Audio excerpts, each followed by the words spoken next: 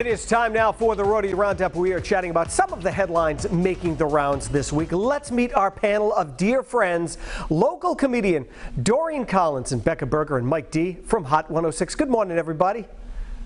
Hey, happy Friday. Happy Friday. Thanks for being with us. All right, let's get to it. Are you someone who is brutally honest? A poll of 2,000 adults found a whopping 83% regularly avoid expressing opinions or sharing personal revelations, even when they are asked for their opinion. Doreen, I'm going to start with you.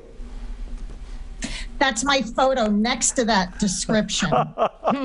I have an Italian mother, 2 older brothers, and drag queen friends. So I've always been just used to speaking my mind. Not that it's gotten me anywhere, but yeah, if you don't want to know what I'm thinking, don't be in the same room as me. Okay. All right. That's good to know. Becca, what about you? If someone asks, how do I look? Do you like this dress? Are you telling them the truth, or are you going to lie to them?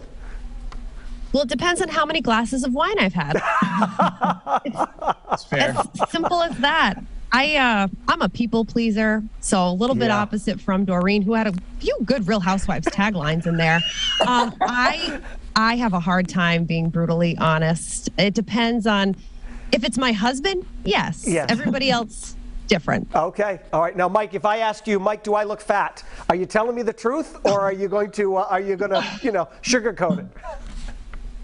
Well, Will, I would pull you aside first. I don't like to publicly shame anybody, so I wouldn't say it in front of anybody. Although you don't look fat, you look great. Thank you. Becca, it's good to know that she's only honest with her husband, because I ask her many times, does my hair look okay? Is your shirt look okay when I get to work? Is your shirt wrinkled? So now I'm actually overanalyzing every time that she said yes, when she actually meant no. Your hair looks good. Thank you very much. Yeah. You're lying to everybody on TV right now. Hang on to that hair, by the way. Yes, it is nice and voluminous today.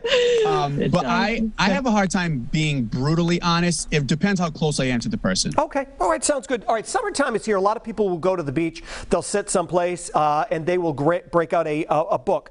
According to this, 22% of people haven't read a book in over a year. So I want to know, Mike, are you a reader? Do you have time to actually sit down and crack open a book and actually read a book? I'm going to be completely honest. As Doreen pulls a book out, I am not a reader. I used to be a big reader. I used to read a lot of books. Basically, any free time I have now, I'm either diving into some new music, or I'm a video game guy. I know it's quite the opposite from reading. I'm not really learning much, but it's kind of my favorite way to kill time. So no, not much of a reader lately. Okay. All right, Doreen, are you reading? There it is. Yeah. Applaud. Here we go. Available on Amazon or at Barnes & Noble in Warwick. Excellent. Besides my own book, I'm reading 2 books simultaneously, and by that I mean maybe a page during a commercial. Sure. I'm reading an Andy Cohen, Glitter Every Day, and Judy Carter's Message of You. I don't read like I used to. Okay. Because like Mike, I'm usually writing or prepping for something else that I have to focus on. So I don't read as much as I used to. I read fluff. Right. Okay. Now, Becca, what about you? Now, you got the kids. I mean, your time is precious. Are you sitting down? Do you have 2 minutes to actually sit down and read a book? That's hilarious.